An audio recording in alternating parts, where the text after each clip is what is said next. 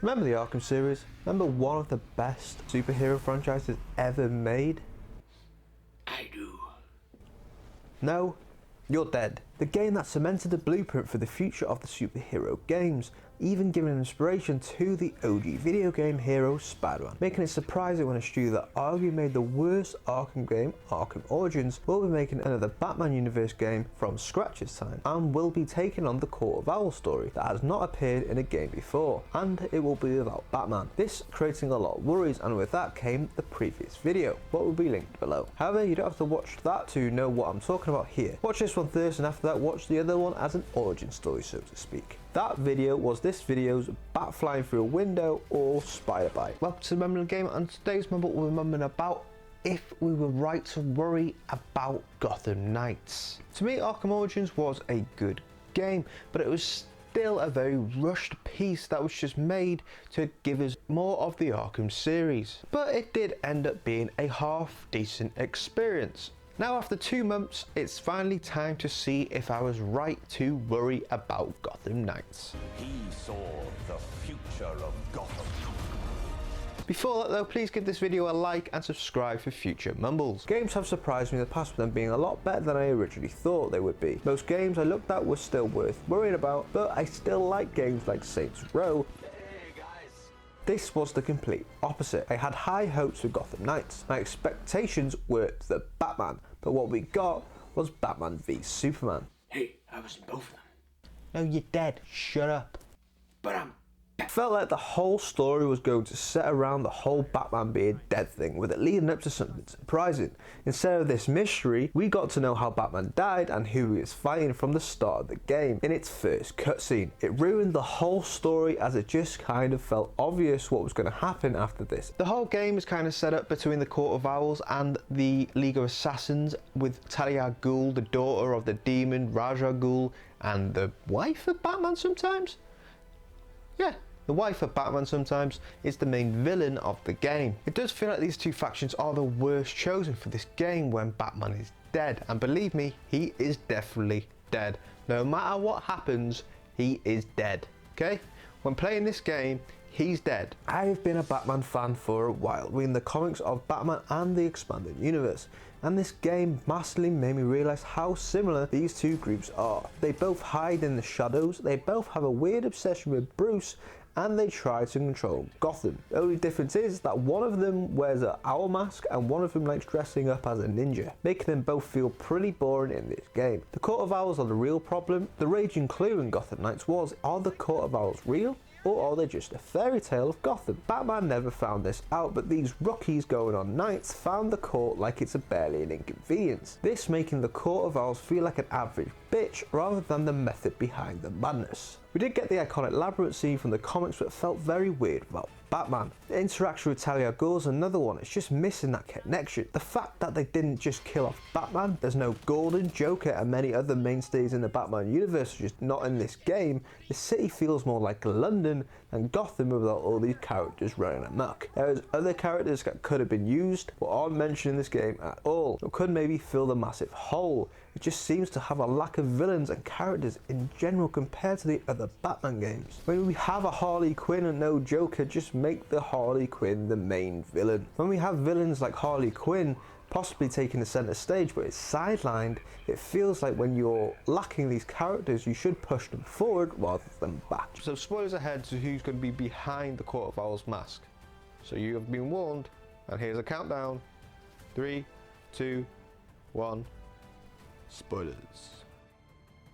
Jacob Kane, who turns out to be behind the antics of the Court of Owls in this game, feels too obvious of a surprise. It seems like Gotham Knights seems to go out of its way to tease this as well, with just a mission to see what Alfred is doing. If you didn't already know who it was going to be, this basically just throws it in your face.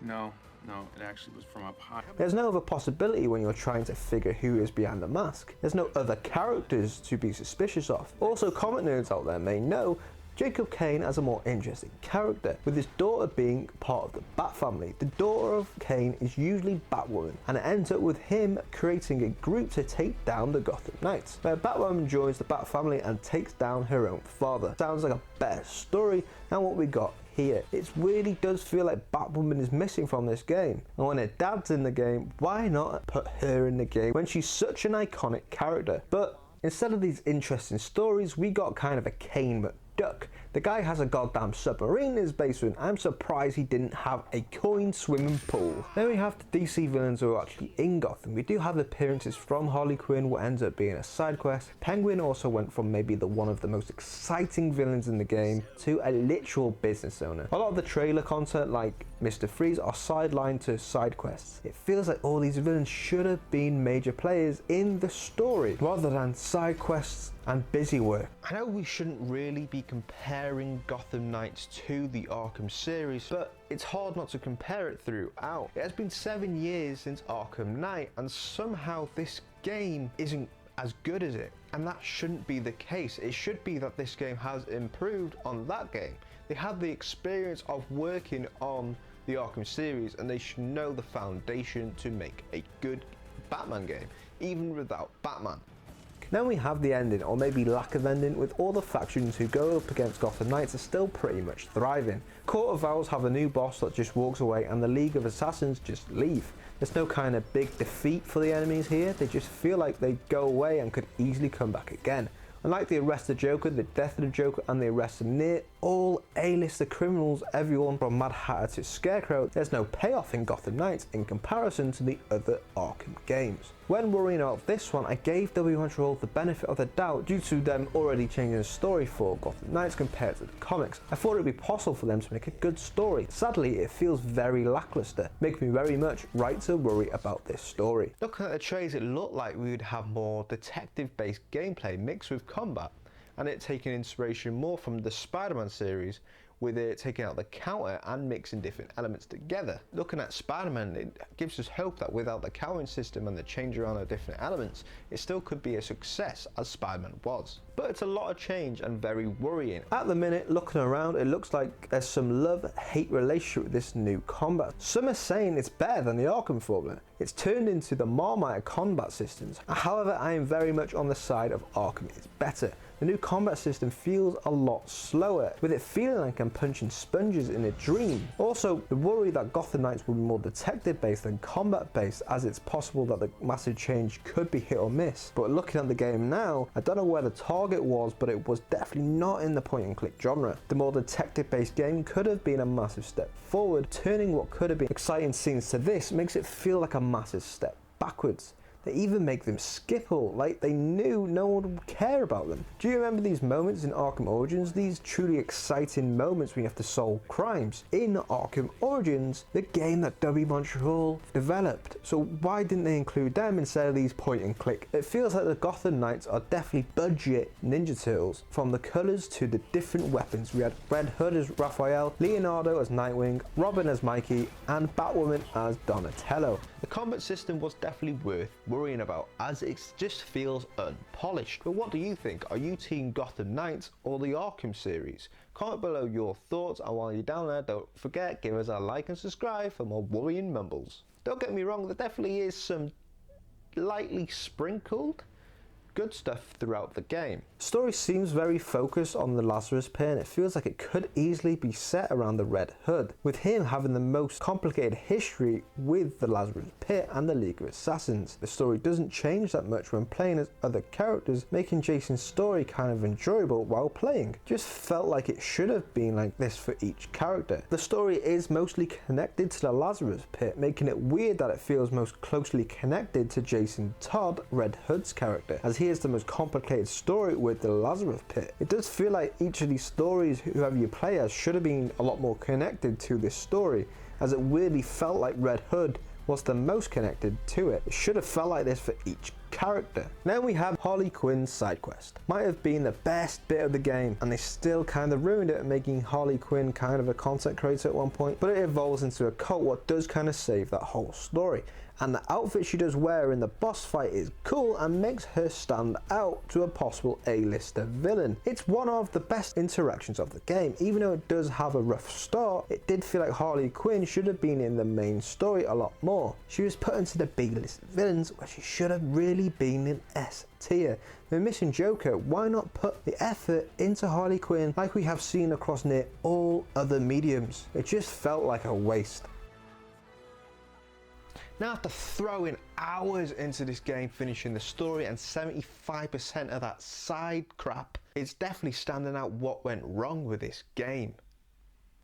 The obvious starting point here would be the lack of Batman, as it's still within that Batman world, and Batman still not being there feels weird no matter what stand you take on this game.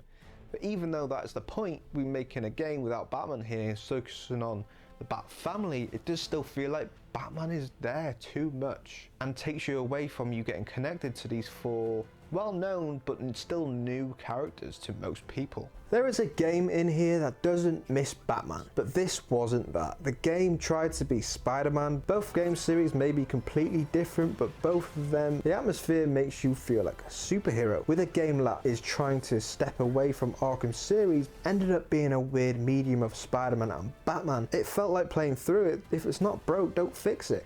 Then there was the fact there's four characters. There was no focus throughout the whole game. It doesn't really feel like the game should have made you play as each character and should have had four kind of different stories at the same time. And we see different characters doing different stuff, what involves over the same story. I do think that was the right way to go, rather than what we got. Another thing I was right about W Montreal, they love their hub areas. The amount of times we had to go back to the Bat Free, I was just wishing it would burn down through the whole game. I don't want to go to the Bat Free every time to create a new suit or have a cutscene with another member of the Knights. There was a lot of weird choices here, but the choice to kill off more of the well-known characters in Gotham is definitely a weird one.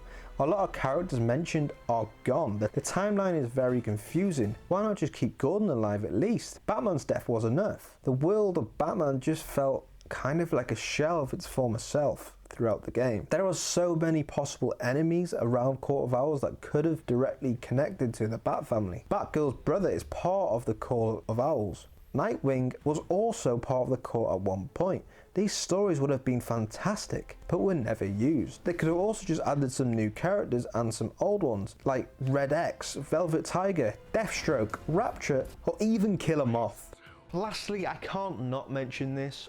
Why wasn't Robin Damian Wayne? There's no mention of Damian Wayne in this whole game. He's Batman's son. But why wasn't he in this game? The story elements from that character alone would have been more interesting than most already done in this game. It feels like on paper this game had massive potential. There's enough story in the Batman universe to make a game without him. But it feels like W Montreal's played it safe, trying to shoehorn the most favourite characters out there rather than putting them into the story, but for another reason also killing off some of the main characters off screen for some reason, what made no sense. It could have made it a lot more exciting just by putting these characters in without just having a throwaway line saying, oh, they're dead, they're missing, or something along them lines. Instead, the whole game kind of felt disconnected from the Batman universe. I would say I was definitely right worrying about this one, however there was usually a lot of writing on the wall for a game that would be bad on release when worrying about it. This game did show its strength throughout the trailers though, mostly showing its strength, but for some reason most of the strength shown in the trailers were just thrown into side quests, with it obviously just being a kind of marketing ploy when putting these scenes into trailers, rather than putting them into the story and experience of the game, making them very feel shoehorned into the game rather than put in neatly, so to speak. I would definitely say this game was a letdown. If you enjoyed the gameplay, it's very likely that the story let you down. If you enjoyed the story, it's very likely that the gameplay let you down. I know it has been 7 years since the last Arkham game, but the Arkham series is still there. Maybe if the Arkham series wasn't there, this game would have been more enjoyable. It would have made maybe less sense why Batman wasn't there, because we have had 4 games with Batman in and it's meant to be a step forward. This felt like a massive step back. And that's it for this one. Make sure to watch Worried About Gotham Knights as a kind of prequel to this video, and comment below your thoughts on if I was right to worry about this game. Please give a like and subscribe, and I will see you on the next Mumble.